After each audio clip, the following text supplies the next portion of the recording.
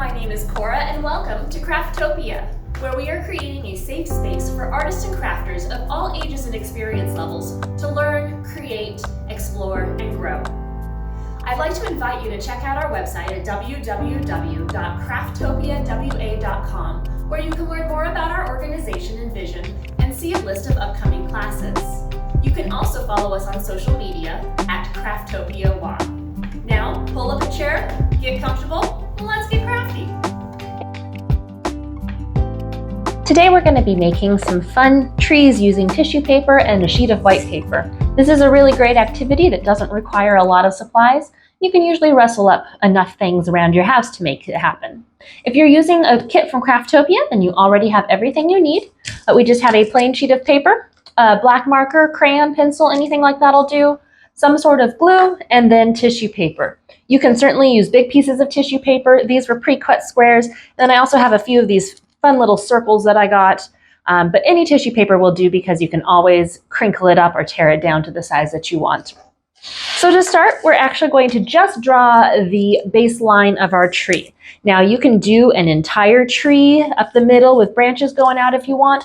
I'm just going to do kind of a little profile view. So I'm going to have my tree starting here and then the branches coming across as they open. So I'm just going to start with my trunk. Again, I'm not worrying about the bottom of the tree. I'm just going to imagine that this is a picture that I took up into the air. And so I'm going to have some nice big branches coming everywhere, and then they're going to split out because that's how trees like to roll. And a little up here. So I don't need too much. Again, the kind of just giving it the skeleton view of the tree on here, and then we're going to use the tissue paper to make the flowers or leaves depending on your preference. So really easy. Oh, well, that's a surprise with my glue stick. I'm going to remove the pom-pom on top of the glue stick. And we're just going to put little dots of glue where we want our flowers or leaves. And take a piece of tissue paper and just kind of curl it over my finger. And then plop it on the paper. Simple as that. And again, it's a really easy project. I'm just going to use pink and red today because that's kind of what I'm feeling. I'm just going to crinkle it over and plop it down. Now you can crinkle these up as much or as little as you want. Again, it's your project, so you get to decide what you want your flowers on your tree to look like. But we're just going to continue to go over our paper, putting down a little dot of glue, crinkling up a piece of tissue paper, and plopping it on that dot. The fun thing about this, and the fun thing I like about trees, is that some trees put out their leaves first, so they get nice and green, and then they bloom. But some trees bloom first and then their leaves come later. And those are some of my favorite kinds of trees. So especially here in the Pacific Northwest where we are, we get a lot of those. We have beautiful dogwoods that put out some gorgeous flowers.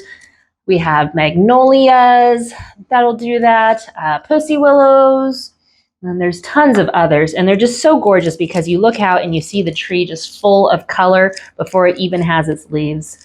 A lot of those also bloom earlier in the year, so they're a good reminder that spring actually is coming and that it's not too far off, which is always a wonderful thing to think about, especially as we tend to get a lot of gray, wet, gloomy days. So it's nice to know that such beautiful color is on the way.